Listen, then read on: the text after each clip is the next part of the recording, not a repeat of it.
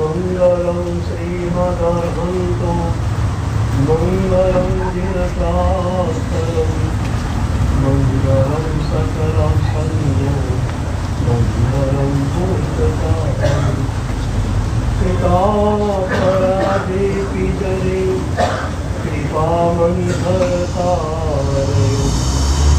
यद्भास्करयो भद्रं श्रीवीरजिगणेश्वरम् कमले धरणीन्द्रे च समुचितं कर्म कुर्वति प्रभुस्तुल्यमनोवृत्ति पार्श्वनाथ श्रीस्तु ज्ञान ध्यान क्रियादि कुशल प्रद्युम्न देता गुरु आन्तरलोचन एकमस्ति सुतरां कृपासितं यस्य ओंकारेण सुसेवितोऽपि सततं ओंकार सेवा पर सोऽयं सौम्यमनः सदा विजयते श्रीसिद्धेषु सोऽयं सौम्यमनः सदा विजयते श्रीभद्रसूरीश्वर सोऽयं सौम्यमनः सदा विजयते ओंकारसूरीश्वर सोऽयं सौम्यमनः सदा विजयते अरविन्दसूरीश्वर।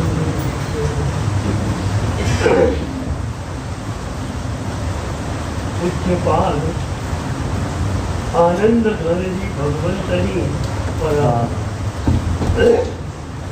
ऋषभ जिनेश्वर प्रीतम महार परमात्मा प्रत्येनो परम प्रेम एक परम प्रेमनी यात्राમાં એક જ ડગલું આપણે ચાલવાનું તો પછી શું થાય એક જ ડગલું આપણે ભરીએ જર્ની પૂરી કઈ રીતે ભગવદ ગીતામાં બે પરસ્પર વિરોધી લાગે એવા સ્ટેટમેન્ટ્સ છે એક જગ્યાએ શ્રી કૃષ્ણ કહે છે ઉદ્ધરે આત્માના આત્માને તારી જાતે જ તારે તારો ઉદ્ધાર કરવાનો છે બીજી જગ્યાએ શ્રી કૃષ્ણે કહ્યું કેશવ અહમ સમુદ્ધરતા હું તમને બધાને પેલે પાર લઈ જનારો એક બાજુ કહ્યું ભાઈ તારે તારી જાતે બહાર નીકળવાનું બીજી બાજુ કહે છે હું જ તને પેલે પાર લઈ વિનોબાજીની સૂક્ષ્મ પ્રજ્ઞાએ મજાનો નિષ્કર્ષ આપણને વિનોબાજી કહે છે કે ઉદ્ધરિત આત્માના આત્માનમ એ સૂત્રનો અર્થ એવો કરવો છે કે એક ડગલું પરમ પ્રિયની દિશામાં આપણે ભરવું એક ડગ તમે એની દિશામાં ભરો એ સામે આવશે તમને બાહુમાં સમાન એક જ ડગ આપણે ભરવાનું છે. પરમ પ્રિય સામેથી આવશે, આપણને બાહોમાં સમાવી લેશે અને એ આપણને ઉચકીને જર્ની પૂરી કરશે. આ જ લયમાં હું વારંવાર કહું છું, 99% grace, 1% effort. 1% તમારો પ્રયત્ન, પ્રભુ તૈયાર. શું કરવાનું છે તમારે? હું આપી દઉં પ્રભુ, તમને ખ્યાલ છે આપણને એક ડગ ભરાવવા માટે ગુરુ ચેતનાએ અગણિત જન્મોની અંદર કેટલો પરિશ્રમ કર્યો છે. ગુરુ ચેતનાને ખ્યાલ હતો કે એક જ ડગ આને ભરવાનું છે, પછી તો પ્રભુ આવી જવાના છે. એક ડગ આપણે પરમ પ્રિયની દિશામાં ભરીએ, એના માટે ગુરુ ચેતના અગણિત જન્મોથી આપણા પર કામ કર્યું. એટલે ઘણીવાર હું કહું છું કે ગુરુ ચેતનાને કેટલી રાહ જોડાવશે, કેટલી વાર. અગણિત જન્મોથી ગુરુ ચેતના તમારી રાહ જોઈ લે. એક ડગ આ ફરી લે, બસ એની જર્ની પૂરી. મેં પહેલા તમને કહ્યું, પરમ ચેતના પરમ સક્રિય છે અને ગુરુ ચેતના પરમ નિષ્ક્રિય.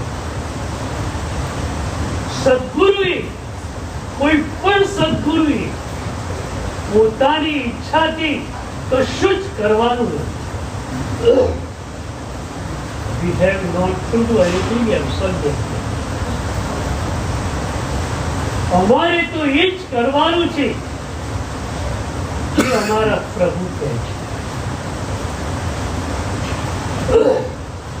પ્રભુએ ગુરુ ચેતનાને કહ્યું છે, એક ડગ આની પાસે તું ભરાવી દે, એની જલ્દી પૂરી થઈ. ગુરુ ચેતના પ્રભુ ચેતનાના એ સંદેશને અનુસરીને આપણી પાછળ લાગી ગઈ. એક માત્ર તમારે તમારું હું આપવાનું, સદગુરુ તમને પ્રભુ આપવા તૈયાર. બોલો તૈયાર? હવે તમારે તમારું ગંદુ હું આપી દેવાનું, રાગ અને દ્વેષથી ખરડાયેલું, અહંકારથી લિપ્ત થયેલું તમારું હું તમારે આપવાનું છે. સદગુરુ સામે તમને પ્રભુ આપી દેશે. કચરો આપવાનો, સોનું મેળવવાનું, એક ડગ આપણે ભરીએ એના માટે સદગુરુ ચેતનાએ જે પરિશ્રમ કર્યો છે. એક મજાની ઘટના આપણી પરંપરાની છે. એક બહુ મોટા આચાર્ય ભગવંત ગીતાર્થ સદગુરુ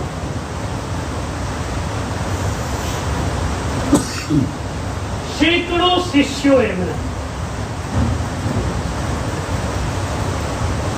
બીજા બધા શિષ્યોને કોઈ કારણ હોય ત્યારે ચાતુર્માસ માટે અથવા બીજા કોઈ કારણે બહાર મોકલો. એક શિષ્યને તો પોતાની પાસે જાય. સદગુરુને લાગ્યું કે આ ક્રિટિકલ પેશન્ટ છે અને એ મારા સુપરવિઝનમાં જ રહેવો જોઈએ. સદગુરુ એ શિષ્યને પોતાની પાસે ને પાસે રાખે. શા માટે? એના હુંને છોડવા માટે.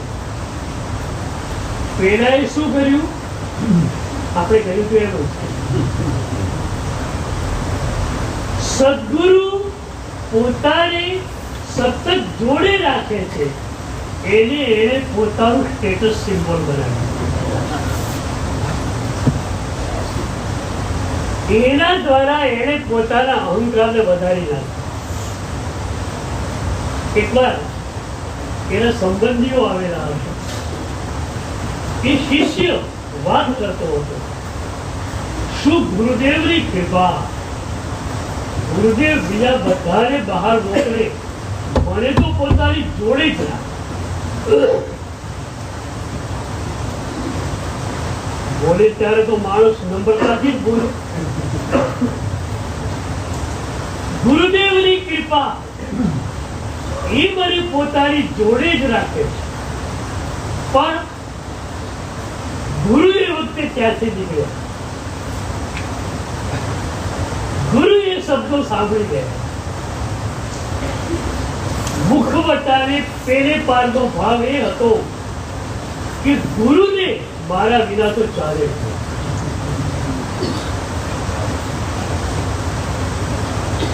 સાંજે એ શિષ્ય વંદન કરવા માટે ગયો. એકલો હતો. ગુરુએ એને પૂછ્યું, તું બપોરે શું શેકી વઘારતો હતો?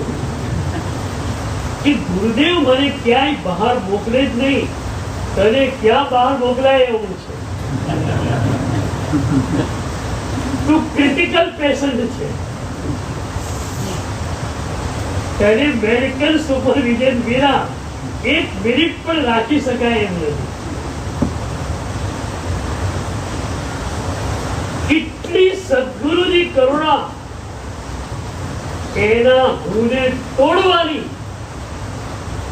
પણ એ જ કરુણાનો દુરુપયોગ એને કર્યો. એ કરુણા દ્વારા એ પોતાના હુંને પુષ્ટ કર્યો.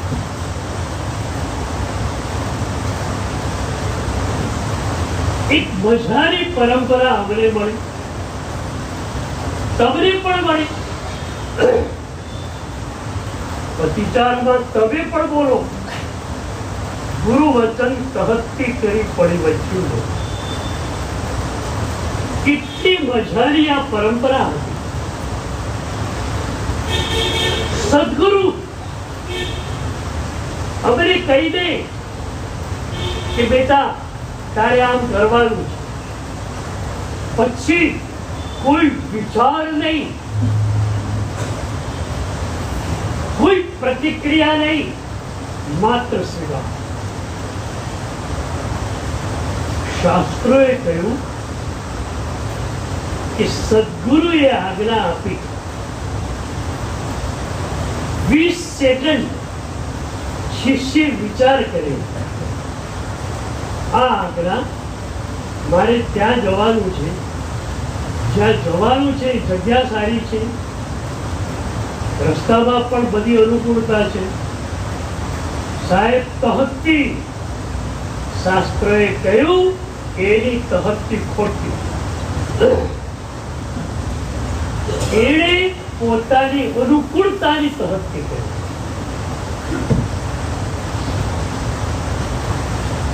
ગઈકાલે મેં કહ્યું એક સૂત્ર પ્રભુએ આપ્યું, આળાએ ધમ્મો, આજ્ઞામાં જ ધર્મ. અને એની સામેનું સૂત્ર છે ઈચ્છા એ અધમ્મો. ઈચ્છામાં ધર્મ. એક સાધુ એક સાધ્વી છે, એમની ઈચ્છાથી એ કશું જ કરી શકતા નથી. 98મી ઓળી શરૂ કરવી છે, શુભેચ્છા કરી ગઈ, પણ એ શુભેચ્છા એ ગુરુના ચરણમાં મૂકી શકે. સદગુરુ હા પાડે તો જ ઓળીની શરૂઆત થાય. સદગુરુ ના પાડે તો ગુરુની નાનો પણ પ્રેમથી સ્વીકાર કરવાનો.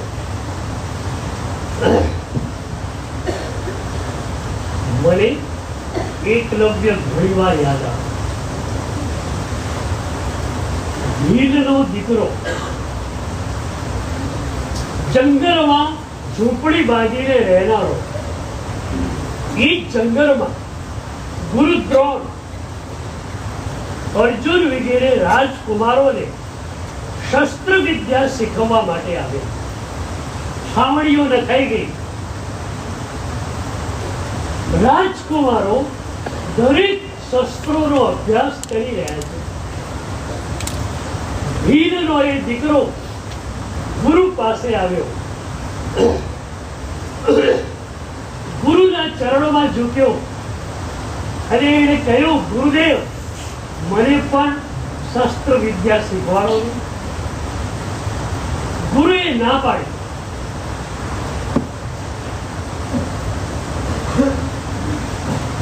ગુરુની નાનો એકલવ્ય સ્વીકાર કર્યો. તમે ગુરુને પ્રાર્થના કરો, હા કેવી કે ના કેવી એ ગુરુના હાથમાં છે.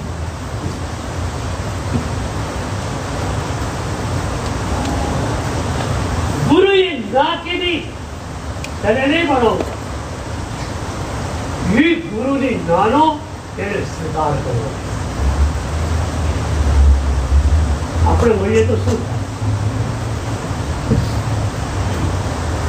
ભાઈ, ગુરુ અને શેના ભણાવે? એ રાજકુમારો છે, એમને ભણાવે તો પ્રતિષ્ઠા મળે, સંપત્તિ મળે. મારા જેવો ભીલનો દીકરો મને ભણાવે તેમને મળે છે.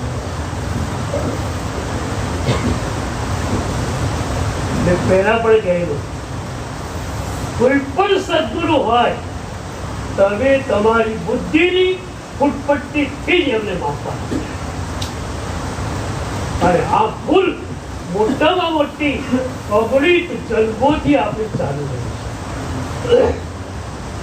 ગુરુ, સદગુરુ બુદ્ધિ દ્વારા મળે કે શ્રદ્ધા દ્વારા મળે?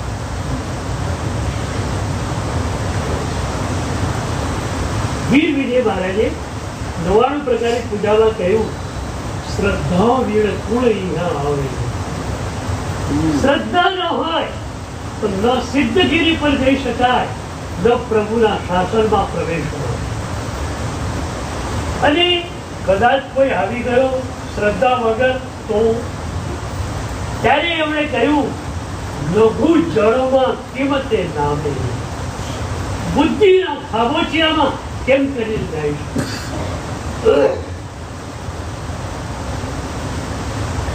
મને એ એકલવ્યની ભીલના દીકરાની ઈર્ષા આવે. ગુરુની નાનો સ્વીકાર કર્યો. સ્વીકાર કર્યો મતલબ ગુરુ પ્રત્યેનું બહુમાન એનું સેટ પણ ઓછું થયું. એક વાત બાય ધ વે તમને પૂછું, તમને ગોગળું થયું, ઓપરેશન કરવું પડે એવું છે, તમે એના માટે તૈયાર નથી, પણ રસ્તા ઉપર ચાલતા હો, કેળાની છાલ નીચે આવી, તમે પડી ગયા, ગોગળું ફૂટી ગયું, રાજી કે ના રાજી?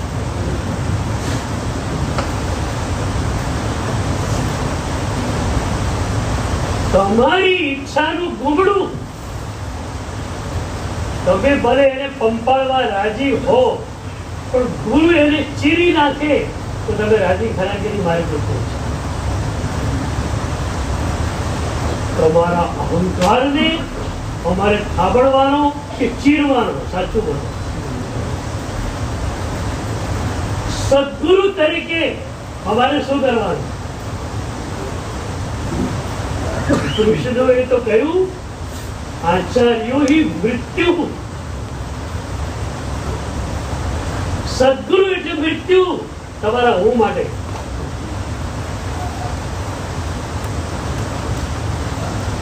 એક મજાની વાત કહું. અગણિત જન્મોથી ગુરુ ચેતના તમારા હુંને લેવા માટે કોશિશ કરે છે. તમે હું આપતા નથી તો પણ એટલા પ્રેમથી તમને બોલાવે કે બેટા કઈ નહીં, અતીતની યાત્રામાં તે તારા હુંને નહીં આપે, આજે આપી ભાઈ તૈયાર.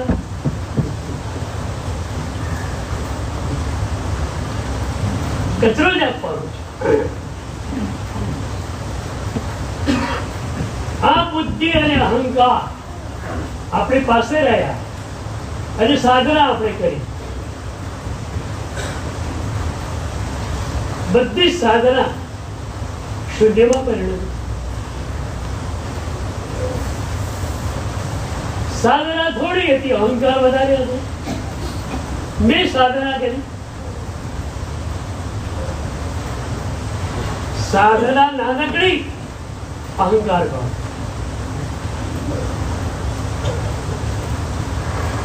જે અહંકારે જે તમારા હુંય અનંતા જન્મોની તમારી સાધનાને ખતમ કરી છે, એ હું આપવા તૈયાર બોલો.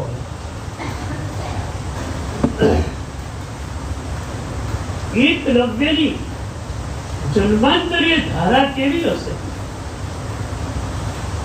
કે એનું હું સહેજ પણ ઉછળતું નથી. ગુરુ પ્રત્યેનું બહુમાન એવું ને એવું છે. પોતાની ઝૂંપડીએ ગયો, માટીની ગુરુ દ્રોણની મૂર્તિ બનાવી, રોજ એક ફૂલ તાજું લાવીને ગુરુના ચરણોમાં મૂકે અને પછી હાથ જોડે, ગુરુદેવ આપ આશીર્વાદ આપો, શસ્ત્ર વિદ્યા શીખો. ઘટના એવી છે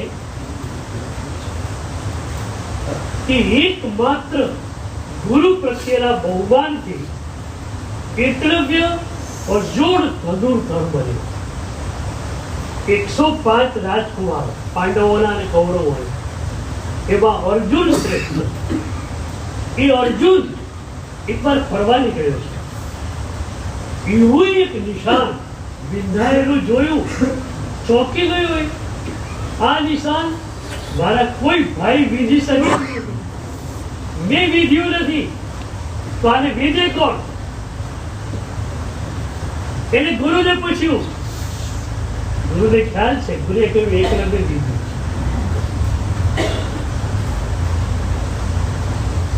હવે છે ને, આ કથા કદાચ સાંભળેલી છે, પણ કથાની પાછળની બાજુ સાંભળી નથી. ગુરુએ ના કેમ પાડી? ગુરુ ત્રણ કોઈ સામાન્ય ગુરુ નથી,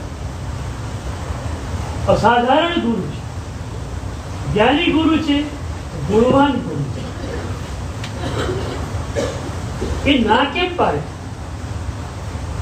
ના પાડવાનો એમનો બહુ જ મજાનો ઉદ્દેશ હતો. એ એમ કહેવા માંગતા હતા કે સદગુરુ પ્રત્યેનું બહુમાન શું કામ કરે છે.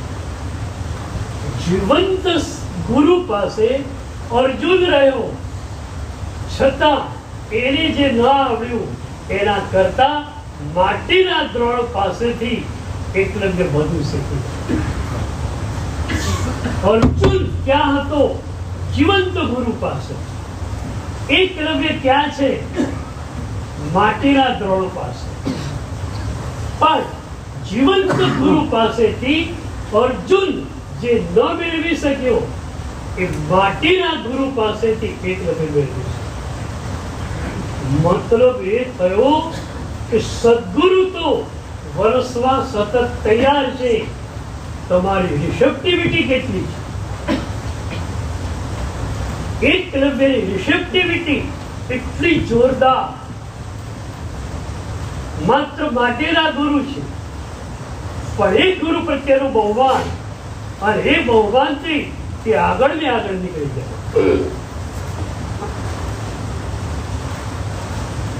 સદગુરુના ચરણોમાં તમે છો કે દૂર છો એ મહત્વની ઘટના નથી. તમે સદગુરુના ચરણોમાં છો કે દૂર છો ભૌતિક રૂપે એ કોઈ પ્રશ્ન નથી. તમે સદગુરુના આગલા દેહના સામિપ્યમાં છો કે કેમ એ સવાલ છે. એક શિષ્ય સદગુરુની પાસે રહીને પણ સદગુરુ પ્રત્યેના બહુમાનથી વંચિત હોય તો સદગુરુથી દૂર છે, અને 200 કિલોમીટર દૂર ગુરુની આજ્ઞાથી ગયેલો શિષ્ય ગુરુની નજીકમાં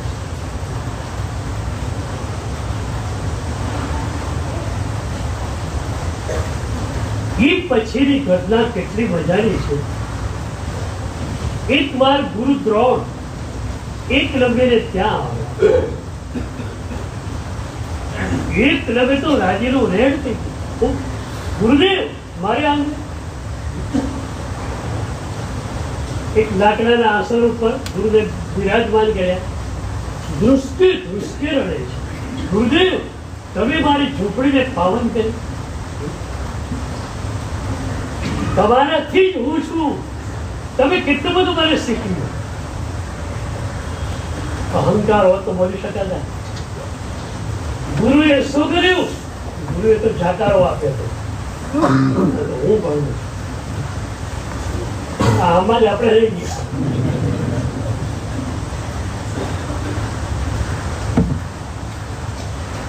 આપણને તો એવા સદગુરુઓ મળ્યા અતીતમાં, હરિભદ્રાચાર્ય જેવા, હેમચંદ્રાચાર્ય જેવા, વીર સુરી દાદા જેવા સદગુરુઓ અતિથની યાત્રામાં આપણને મળ્યા. પણ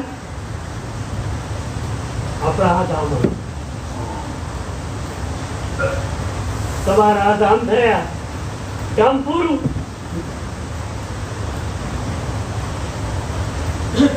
અને એટલે જ મેં કહેલું કે જય વીરાય સૂત્રમાં સુહ ગુરુ જોગો તમે માંગો છો. સદગુરુ માંગતા નથી. પ્રભુ મને સદગુરુ આપી દે એવી તમારી પ્રાર્થના નથી.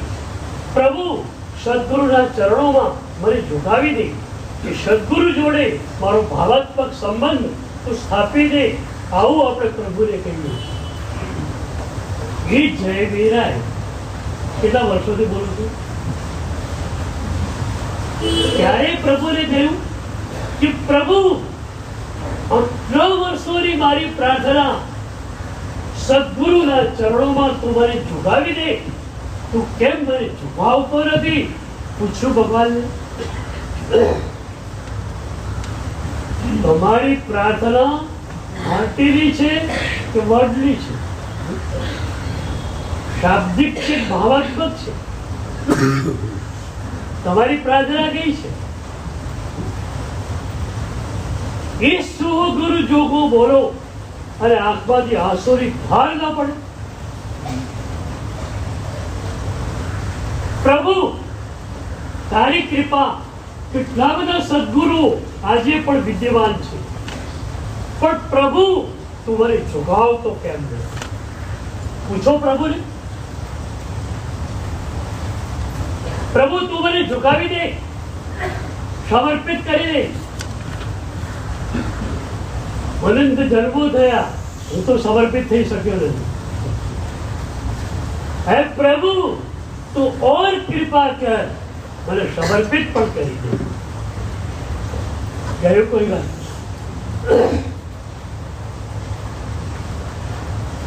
ગુરુ દ્રોણ આવ્યા ઘરે. એકલવ્ય પૂછે છે, સાહેબ આપના ચરણોમાં શું સમર્પિત કરું? એ વખતે ગુરુએ એનો જમણા હાથનો અંગૂઠો માર્યો. હવે અંગૂઠો જાય એટલે શું થાય? ધનુર્ધર જાય કે મૃત્યુ. આમ જે પકડવાનું છે એ અંગૂઠો જ ગયો. એક સેકન્ડનો વિચાર નથી કર્યો. Not a second. ભીલનો દીકરો હતો, છરી દટકતી હતી કેને સીધી હાથમાં લીધી, અંગૂઠો આપી દીધો ગુરુ. તમે એક જ બાજુથી કથા જુઓ, તમને લાગે કે ગુરુ દ્રોણ આવા. અને આપણા વર્ગમાં સીધી વાત કઈ આવે કે અર્જુનને નંબર 1 બનાવવો છે, એકલવ્યને નંબર 2 બનાવવો છે, માટે ગુરુએ આ કામ કર્યું. બુદ્ધિ છે ને? તમારી બુદ્ધિ ગુરુમાં પણ આ જ જોવાની છે. એ જ આપણે જોયું છે. એકચ્યુઅલી ગુરુ દ્રોણનો ઉદ્દેશ કયો છે? બહુ મજાનો હતો. ગુરુ દ્રોણે વિચાર્યું કે આનું ગુરુ બહુમાન ઉચકાયેલું છે તો મેં જોયું. એ ધનુર્વિદ્યામાં આગળ વધ્યો એ મેં જોયું. અર્જુનને કદાચ ખ્યાલ આવ્યો, આખી દુનિયાને આનો ખ્યાલ આપવો જોઈએ.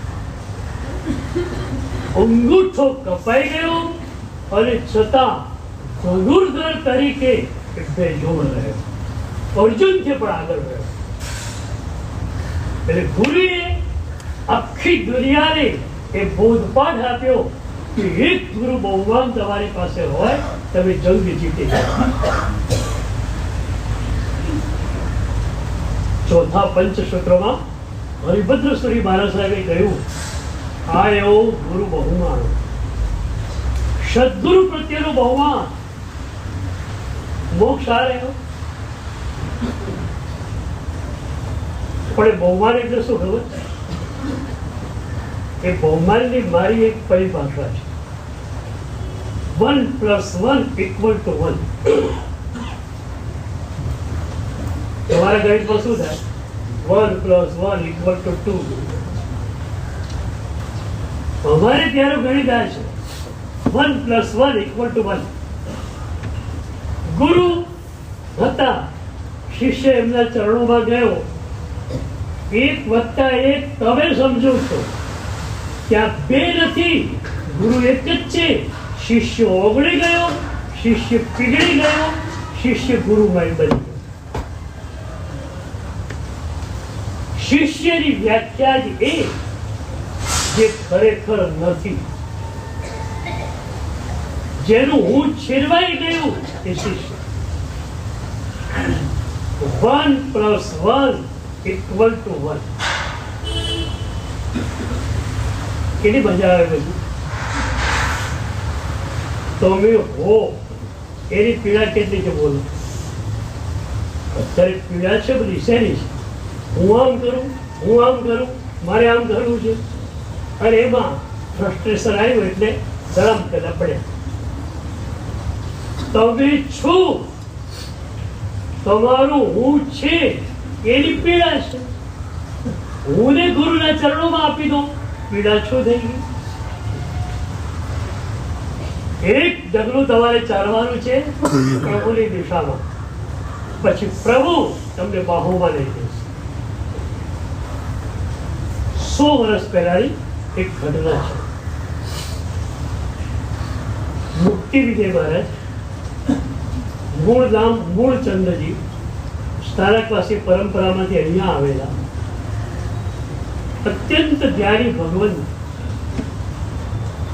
એ મુક્તિ વિજય મહારાજ સાહેબ છાણીમાં ચોમાસું હતું.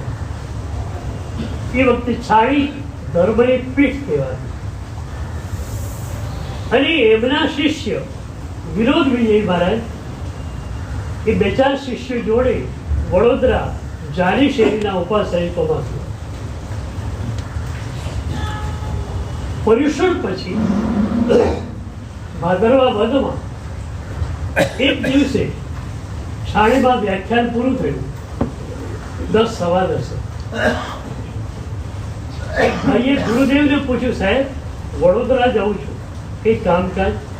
ખ્યાલ હતો કે વડોદરા સાહેબના શિષ્ય છે.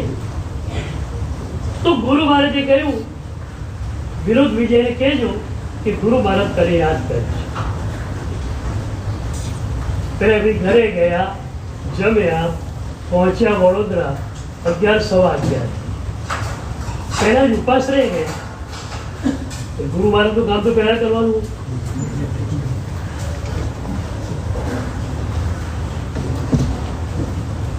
સદગુરુ તમને નાનકડું પણ કામ ભણાવે, કેટલા રાજી થાવ? કેટલા?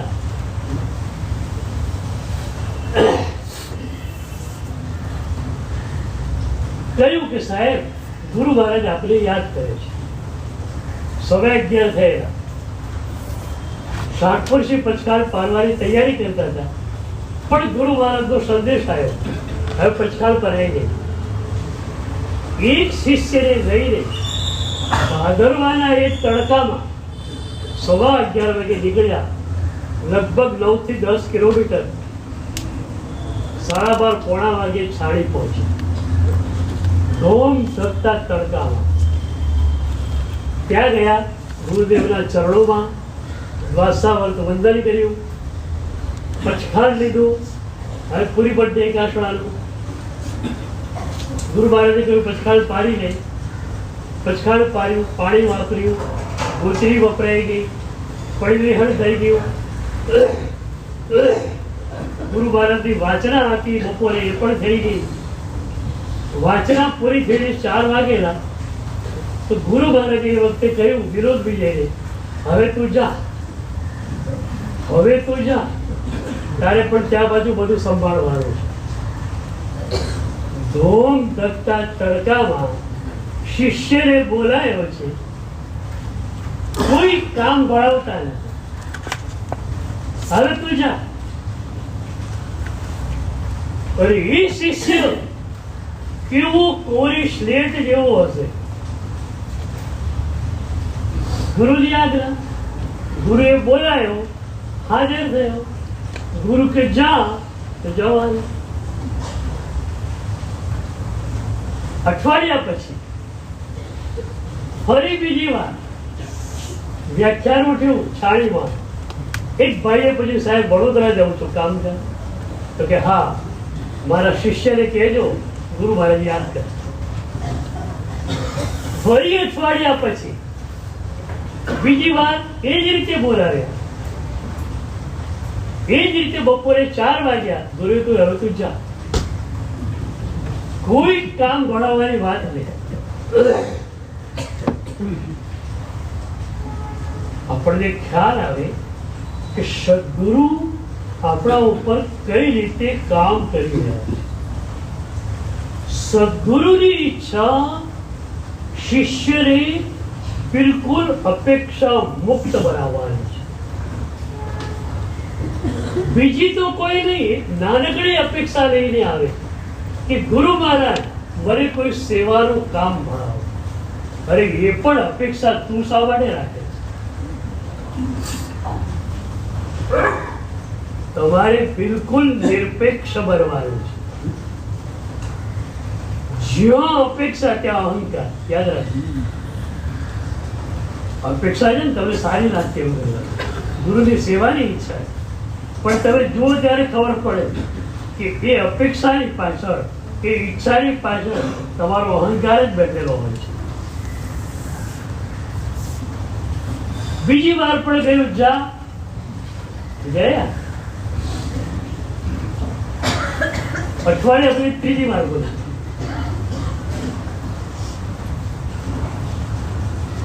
આ વખતે શિષ્યની ભૂલ થઈ ગઈ. શિષ્યના મનમાં થયું કે કંઈક કામ ભારે હોવું જોઈએ, અને એથી ગુરુ મહારાજ વિચાર કરતા હશે.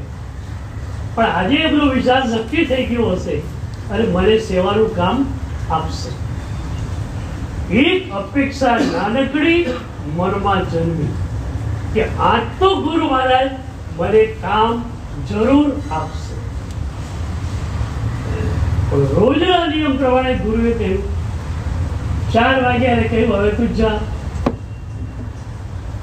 2 વખતે અપેક્ષા નહોતી, નીકળી ગયેલા. આજે અપેક્ષા છે. તમારી અપેક્ષા જે છે ને એ તમને ચૂકવો. આ શિષ્યની સજ્જતા તો બહુ ઓછી છે. અમારા જેવા માણસો પણ એના પેગડામાં પગ ન મૂકી શકે, એટલી ઓછી છે. પણ આપણે એમાંથી જોવું એ છે કે એક શુભ ઈચ્છા છે કે ગુરુ મને કોઈ સેવાનું કામ આપે. ખોટી ઈચ્છા છે, પણ ગુરુ એ કહેવા માંગે છે કે તારી પાસે કોઈ અપેક્ષા જ નથી. તું બિલકુલ કોઈ સ્લેટ જેવો હોય.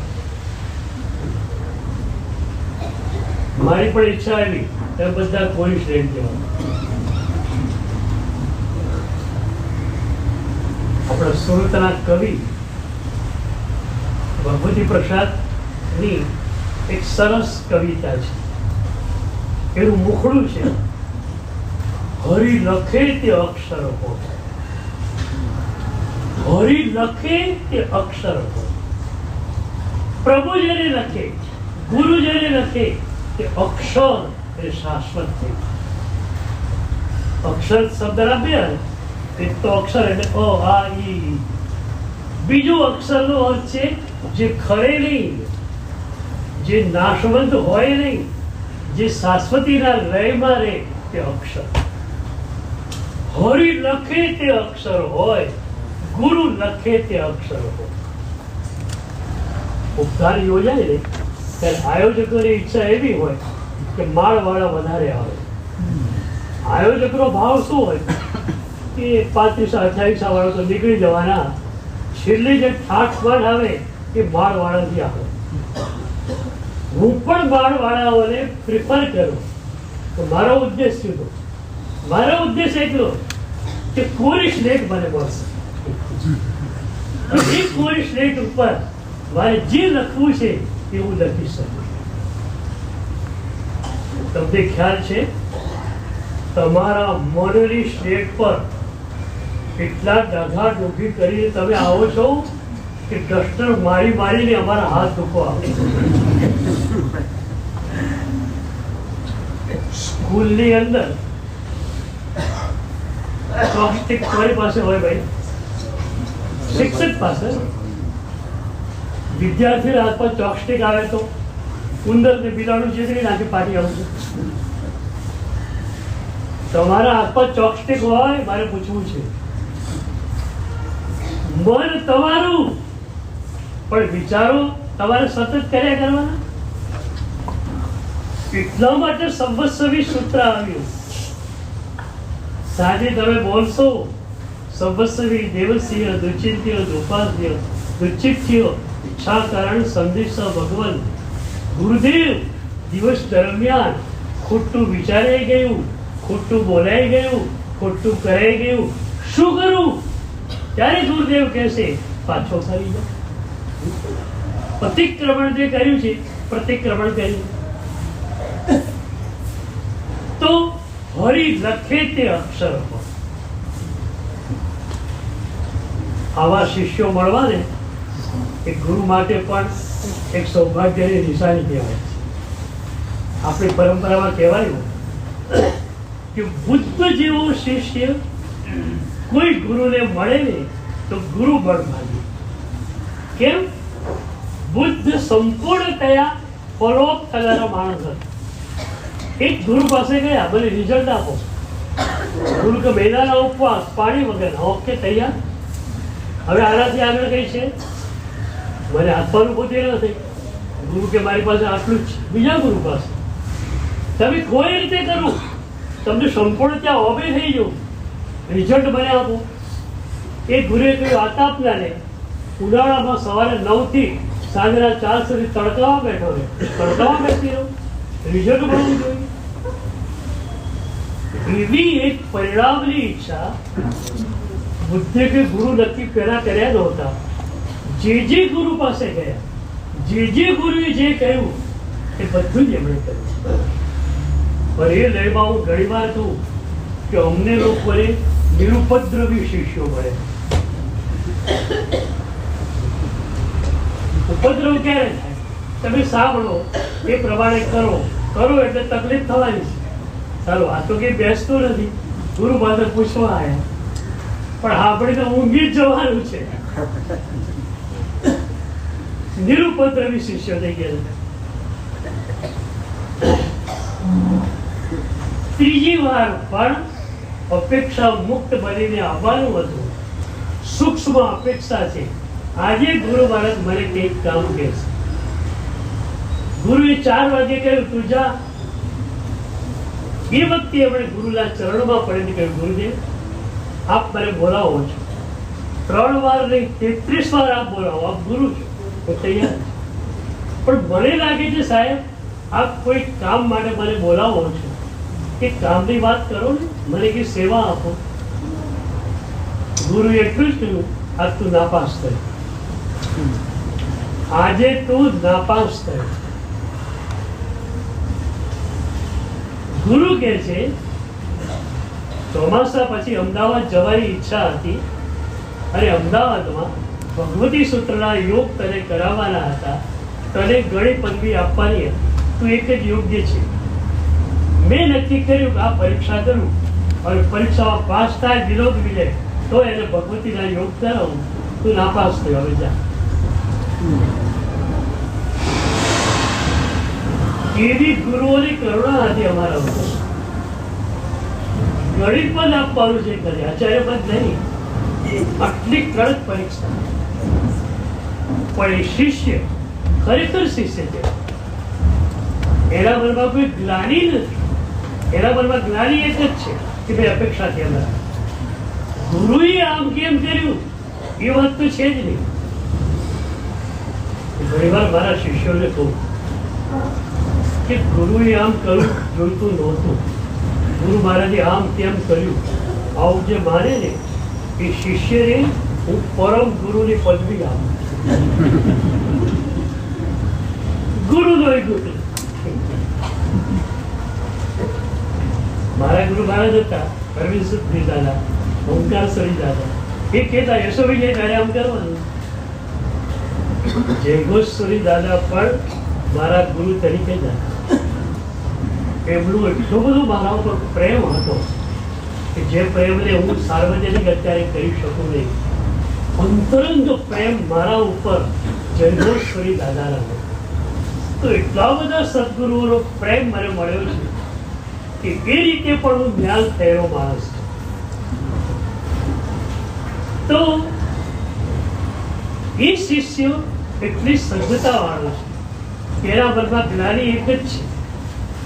ગુરુ કેવું કરાતું હશે, આવી કડક પરીક્ષા અને પદવી આપવી તો આપો, ના આપવો તો કઈ. આવો વિચાર શકતા નથી આવતો. અમદાવાદથી પહેલાના ઉપાસના ટ્રસ્ટી સાહેબને વિનંતી કરવા છાડી આવ્યા.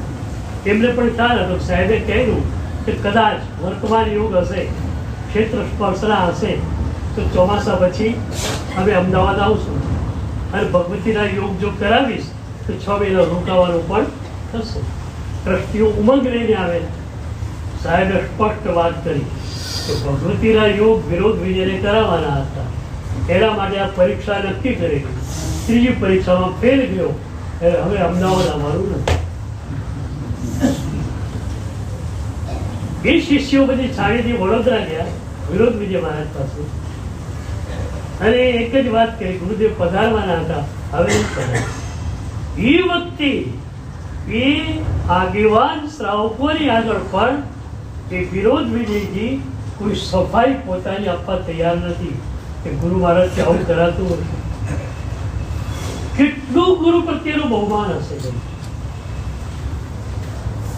ગુરુ તમારા હુંને દેવા માટે કેટલી કોશિશ કરે છે એની આ વાત છે.